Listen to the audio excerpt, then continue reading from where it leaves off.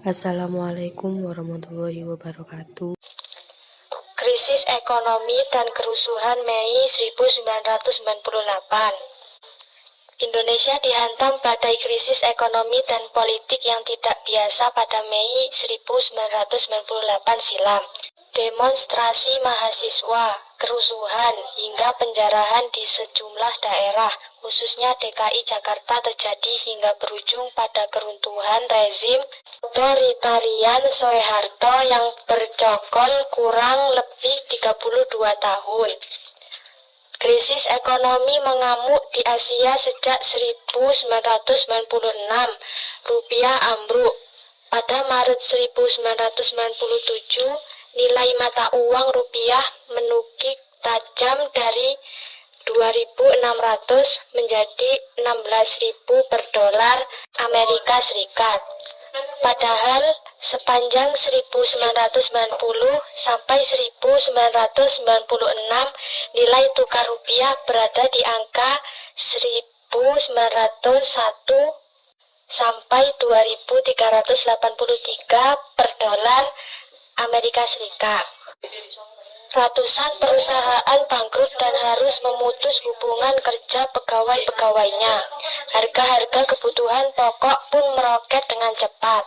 Di sisi lain, praktik pemerintahan yang dinilai syarat dengan praktik korupsi, kolusi dan nepotisme KKN membuat pemerintah kehilangan legitimasi.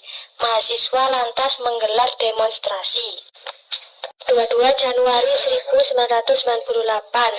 rupiah tembus 17.000 per dolar Amerika Serikat. IMF tidak menunjukkan rencana bantuannya. 12 Februari, Soeharto menunjuk Wiranto menjadi Panglima Tingkatan Bersenjata. 5 Maret, 20 mahasiswa Universitas Indonesia mendatangi gedung DPR atau MPR untuk mencetuskan penolakan terhadap pidato pertanggungjawaban Presiden yang disampaikan pada sidang umum MPR dan menyerahkan program reformasi nasional. Mereka diterima fraksi ABRI. 10 Maret, Soeharto terpilih kembali untuk saat posisi 5 tahun yang ketujuh kali dengan menggandeng B.J. Habibie sebagai wakil presiden. 14 Maret, Soeharto mengumumkan kabinet baru yang dinamai Kabinet Pembangunan 7. Bob Hasan dan anak Soeharto, Siti Hardianti Rukmana, terpilih menjadi menteri. 11 April, Soeharto berkeinginan mahasiswa mengakhiri protes dan kembali ke kampus sebab sepanjang bulan ini mahasiswa dan bermacam perguruan tinggi swasta dan negeri melakukan berunjuk rasa menurut dilakukannya reformasi politik. 18 April, Menteri Pertahanan dan Keamanan atau Panglima ABRI Jenderal Purn Wiranto dan 14 Menteri Kabinet Pembangunan 7 mengadakan diskusi dengan mahasiswa di Pekanraya, Jakarta, namun cukup jumlah perwakilan mahasiswa dari bermacam perguruan tinggi yang menolak diskusi tersebut.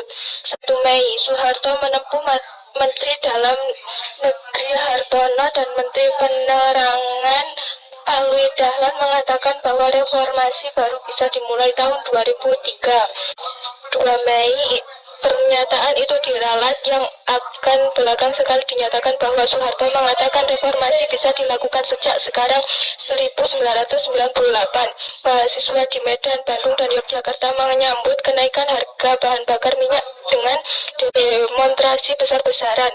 Demonstrasi disikapi dengan dalam aparat. Di kampus terjadi bentrokan. 4 Mei, harga BBM melonjak tajam sampai 71%, disusul 3 hari kerusuhan di Medan dengan korban sedikitnya 6 meninggal. 7 Mei, kejadian Ciamis, bentrokan selang mahasiswa dan aparat keamanan terjadi di kampus Fakultas Teknik Universitas Jayabaya Cimanggis yang mengakibatkan sedikitnya 52 mahasiswa dibawa ke RS Tugu Ibu Ciamis. 2 di selangnya terkena tembakan di leher dan lengan kanan, sedangkan sisanya cedera. Akhir suatu peristiwa bentungan rata dan mengalami iritasi mata. Akhir suatu peristiwa gas cairan mata. Demonstrasi mahasiswa mengkritik kewenang-wenangan rezim Orde Baru sebenarnya sudah terjadi beberapa tahun sebelum 1998. Namun ketika krisis ekonomi melanda kian parah, jumlah elemen mahasiswa yang turun ke jalan semakin besar. Pada 12 Mei, mahasiswa dari berbagai kampus berkumpul di Universitas Trisakti, Jakarta. Jumlahnya tak kurang dari 6.000 orang. Kritik terhadap pemerintah diucapkan dengan lantang. Mereka pun menyanyikan lagu-lagu perjuangan. Pukul 12.30 WIB, ribuan mahasiswa berencana berjalan kaki dari kampus Universitas Trisakti ke gedung DPR atau MPR. Demonstrasi ingin dipusatkan di sana, namun aparat tidak memperkenankan. Mahasiswa yang sudah kepalang berada di jalan tak mau kembali masuk ke kampus. Mereka bertahan. Ratusan dari mereka, sebagian di antaranya membawa bunga, berhadap-hadapan langsung dengan barisan aparat yang menghadang. Kurang lebih pada pukul 17.20 WIB, aparat meminta dengan tegar agar mahasiswa kembali masuk ke lingkungan kampus. Tidak boleh lagi ada yang di jalan. Gas air mata ditembakkan. Aparat bergerak ke arah barisan mahasiswa dan memaksa mereka masuk ke dalam kampus.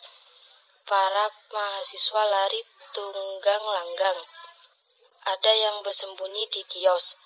Tak sedikit yang berlari masuk ke dalam kampus Universitas Trisakti. Dari kepuasan aparat yang sudah tak segan memukul demi membubarkan kerumunan. Suara tembakan menyalakan berulang kali. Suasana kacau. Hingga kemudian pada jam 18.00 WIB, peluru aparat menggugurkan 4 mahasiswa. Mereka adalah Hafidin, Royan, Heri Haryanto, Hendriawan, dan Elang Mulya Lesmana.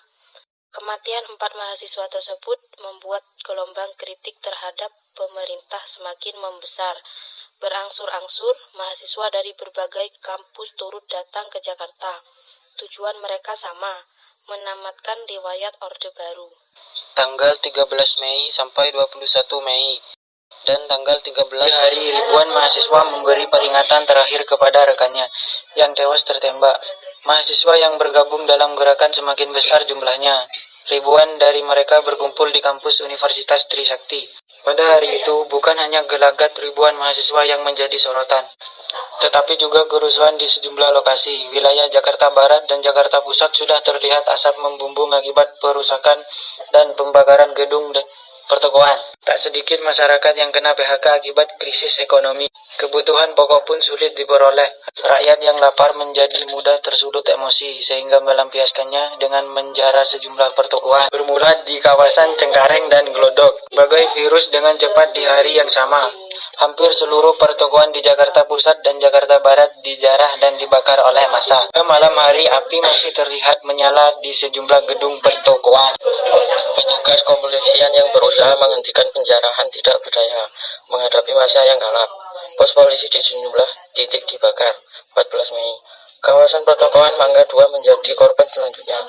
Massa sudah mengerubungi kawasan tersebut demi mendapatkan barang-barang yang berharga sejak pagi dari Mangga 2. Massa lalu menyerbu wilayah Jakarta Tua. Di wilayah Jakarta Selatan mulai meletup kerusuhan, tepatnya di daerah Pasar Minggu.